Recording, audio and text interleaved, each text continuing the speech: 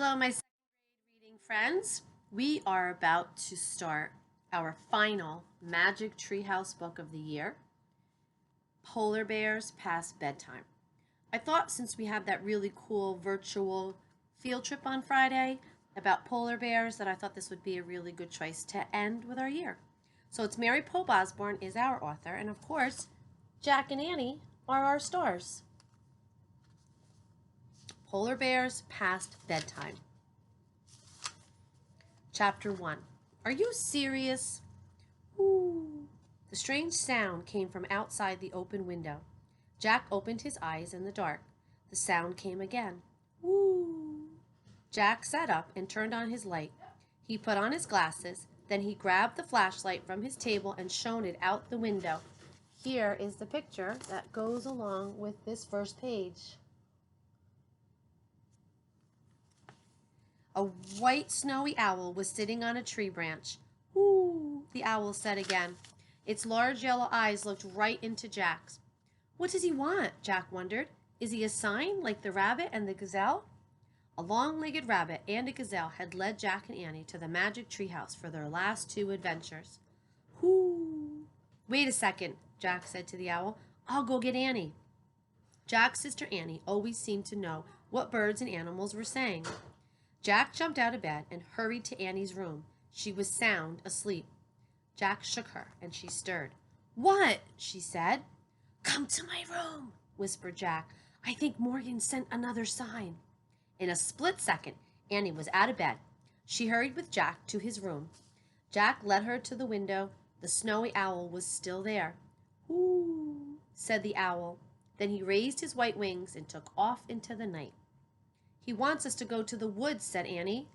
That's what I thought, said Jack. Meet you downstairs after we get dressed. No, no. He says go now. Right now, said Annie. We'll have to wear our pajamas.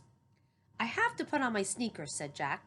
Okay, I'll put on mine too. Meet you downstairs. Hurry, said Annie. Jack pulled on his sneakers. He threw his notebook into his backpack. Then he grabbed his flashlight and tiptoed downstairs. Annie was waiting at the front door. They silently slipped outside together. The night air was warm. Moths danced around the porch light. I feel weird, said Jack. I'm going back to put on some real clothes. You can't, said Annie. The owl said right now. She jumped off the porch and headed across their dark yard. Jack groaned. How did Annie know exactly what the owl said, he wondered. Still, he didn't want to be left behind, so he took off after her. The moon lit their way as they ran down the street. When they entered the Frog Creek woods, Jack turned on his flashlight. The beam of light showed shadows and swaying branches. Jack and Annie stepped between the trees. They stayed close together. Ooh. Jack jumped in fear. It's just the white owl, said Annie. He's somewhere nearby. The woods are creepy, said Jack. Yeah, said Annie. In the dark, it doesn't even feel like our own woods. Suddenly, the owl flapped near them. Yikes, said Annie. Jack shone his flashlight on the white bird as it rose into the sky. The owl landed on a tree branch right next to the magic treehouse. And there was Morgan Le Fay, the enchantress librarian. Her long white hair gleamed in the beam of Jack's flashlight.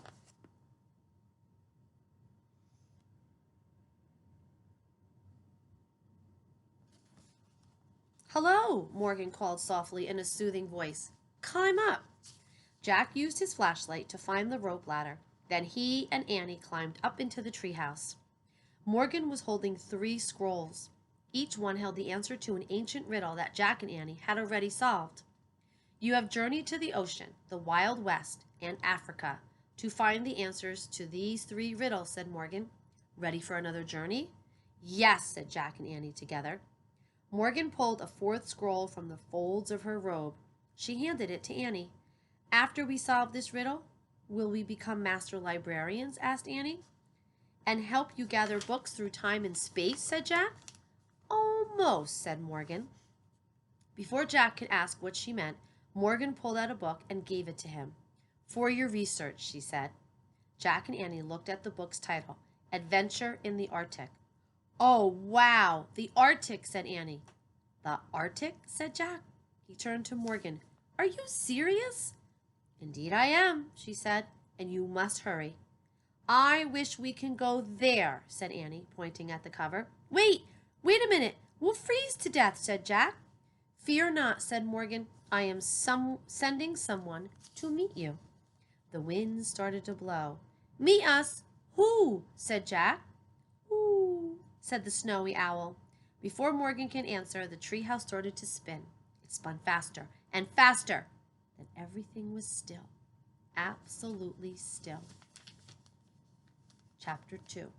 The Howling. Here's where they are, where they landed.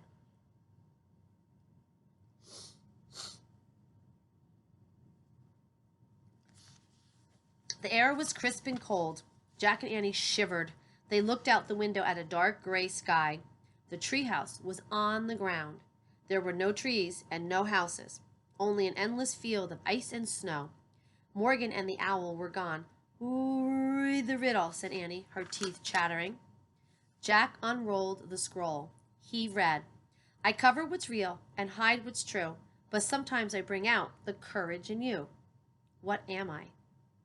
I'd better write that down, said Jack, shivering.